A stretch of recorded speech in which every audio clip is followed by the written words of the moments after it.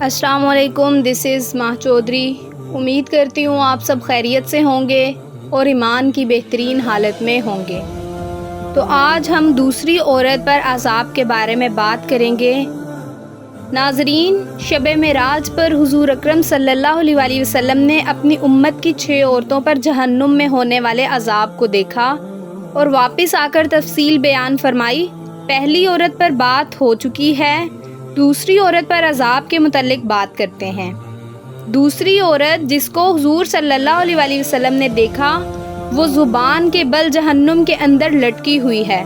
اس کے بارے میں فرمایا کہ یہ وہ عورت ہے جو اپنی زبان درازی سے اپنے شوہر کو تکلیف پہنچایا کرتی تھی۔ میرے عزیزوں، بعض عورتوں میں یہ بری خصلت پائی جاتی ہے کہ وہ بہت ہی منہ پھٹ، زبان دراز اور بہت زیادہ زبان چلا کر اپنے شوہر کو تکلیف پہنچانے کی عادی ہوتی ہیں۔ اور پھر یہ بات تو مرد کے لیے بھی جائز نہیں کہ وہ اپنی زبان سے اپنی بیوی کو ناحق تکلیف پہنچائے یا اس کو ستائے یا پریشان کرے۔ مرد کے لیے بھی یہ بات باعث عذاب ہے، لیکن اس حدیث میں خاص یہ صفت عورتوں کے متعلق بیان کی جا رہی ہے کہ ایسی عورتیں جہنم میں زبان کے بل لٹکیں گی۔ اب آپ ذرا غور سے دیکھیں اور سوچیں، اگر انسان کسی کو ہاتھ سے مار دے یا کسی چیز سے مار دے تو اس کی تکلیف زیادہ دیر تک باقی نہیں رہتی، لیکن زبان سے بعض اوقات انسان ایسا کلمہ کہہ دیتا ہے جو زندگی بھر انسان کو نہیں بھولتا۔ زبان جسم کا بہت چھوٹا سا حصہ ہے، مگر اس کے گناہ بڑے سنگین ہیں۔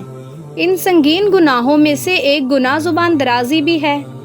یہ ایسا سنگین گناہ ہے کہ جو گھر کے سارے سکون کو غارت کر دیتا ہے اور زندگی اجیرن بنا دیتا ہے۔ اگر ان کا سبب کسی خاتون کی زبان ہے تو اس لیے اس حدیث میں عذاب بیان کیا گیا ہے۔ اس لیے خواتین کو اس بات کا خیال رکھنا چاہیے کہ وہ زبان سے کوئی ایسا کلمہ نہ کہیں، نہ نکالیں جس سے ان کے شوہر کو تکلیف پہنچے۔ ایسے ہی شوہروں کی بھی ذمہ داری ہے کہ وہ بھی اپنی زبان سے ایسی بات نہ کہیں جس سے بیوی کو تکلیف پہنچے، بلکہ تمام مسلمان عورتوں اور مردوں کو یہ حکم ہے کہ وہ اپنی زبان پر قابو رکھیں۔ حضور صلی اللہ علیہ وآلہ وسلم نے فرمایا، جو شخص اللہ اور آخرت کے دن پر ایمان رکھتا ہے اس کو چاہیے کہ یا تو وہ اچھی یا نیک بات کہے یا پھر خاموش رہے۔ اس پر مجھے ایک واقعہ یاد آ رہا ہے، میں وہ آپ کے سامنے بیان کرنا چاہوں گی۔ حضرت ابراہیم علیہ السلام اپنے بیٹے حضرت اسماعیل علیہ السلام سے ملنے مکہ تشریف لائے۔ جب گھر پہنچے تو گھر پر حضرت اسماعیل علیہ السلام نہ ملے۔ بہو سے پوچھا کہ کہاں ہیں؟ جواب ملا، کھانے پینے کی تلاش میں شکار کو گئے ہیں۔ آپ نے پوچھا کہ کیا حال ہے، کیسی گزر رہی ہے؟ بہو نے کہا، بڑی مصیبت میں ہیں۔ حضرت ابراہیم علیہ السلام نے کہا کہ جب تمہارے شوہر اسماعیل علیہ السلام آئیں تو ان سے میرا سلام کہنا اور کہنا کہ اپنے گھر کے دروازے کی چوکھٹ بدل دے۔ جب اسماعیل علیہ السلام گھر آئے تو سب حال معلوم ہوا۔ اسماعیل علیہ السلام نے فرمایا کہ وہ میرے والد تھے اور چوکھٹ سے مراد ہے وہ یہ کہہ گئے ہیں کہ تجھ کو چھوڑ دوں، چنانچہ اس کو طلاق دے کر دوسرا نکاح کیا۔ کچھ عرصے بعد حضرت ابراہیم علیہ السلام دوبارہ حضرت اسماعیل علیہ السلام سے ملنے آئے۔ اتفاق سے اس بار بھی بیٹے سے ملاقات نہ ہو سکی۔ دوسری بیوی گھر پر تھی، اس نے ان کی خاطر تواضع کی۔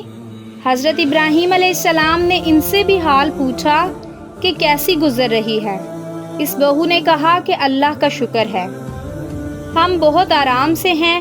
حضرت ابراہیم علیہ السلام نے ان کے لیے دعا کی اور کہا، جب تمہارے شوہر آئیں تو ان سے میرا سلام کہنا اور کہنا اپنے دروازے کی چوکھٹ قائم رکھے۔ چنانچہ حضرت اسماعیل علیہ السلام کے آنے کے بعد حال معلوم ہوا۔ آپ نے اپنی بیوی سے کہا کہ یہ میرے والد صاحب تھے، وہ کہہ گئے ہیں کہ تجھ کو اپنے پاس رکھوں۔ تو میرے عزیزوں اور بہنوں، دیکھا آپ نے ناشکری کا پھل۔ پہلی بیوی کو کیا ملا؟ ایک نبی ناراض ہوئے، دوسرے نبی نے اپنے پاس سے الگ کر دیا۔ اور پھر صبر و شکر کا پھل دوسری بیوی کو یہ ملا کہ ایک نبی نے دعا دی اور ایک نبی کی خدمت میں رہنا نصیب ہوا۔ اللہ رب العزت ہم سب کو اس خطرناک چیز یعنی کہ زبان کو سنبھال کر رکھنے کی توفیق عطا فرمائے، آمین۔